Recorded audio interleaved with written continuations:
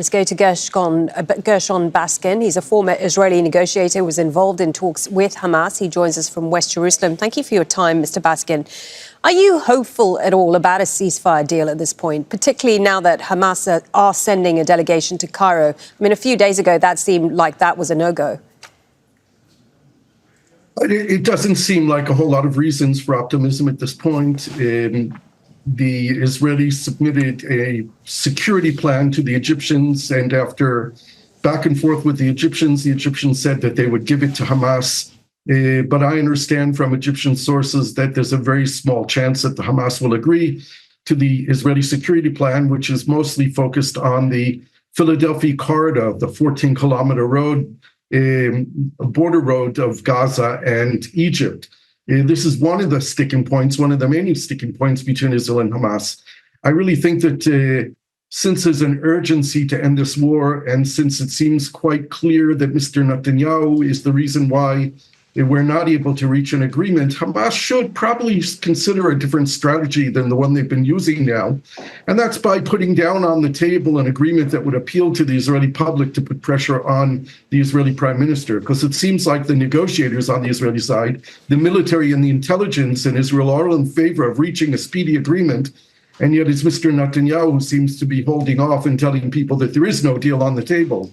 Right. So if Hamas did put a deal on the table and made it a lot clearer, I think we would have a lot more support in Israel, in society, to push the prime minister. Right, if they were the ones pushing forward. Yeah, I mean, that's a good point. I mean, in terms of Israel compromising at all, can you see them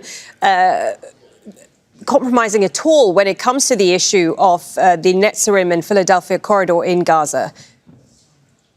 The army and the intelligence say that Israel can withdraw from Gaza, Israel can end the war, that the issue of the Philadelphia Corridor needs to be dealt with on the Egyptian side of the border, perhaps with American oversight to make sure that the border is in fact sealed. There needs to be an acceptable Palestinian control of the Rafah crossing, perhaps with international supervision. There was an agreement like that signed back in 2005, and we can go and revisit that agreement and see how that could be made workable. This war has to end. There are too many people getting killed. The 109 Israeli hostages are getting killed in Gaza, and we have a need to end this and bring them home. And there is a majority in Israel, according to the weekend polls, who want a deal to be done, and they want new elections in Israel, and they want a commission of inquiry. Netanyahu is gaining a little bit in the polls of his base, but the majority of Israelis are not with him and do want this war to end.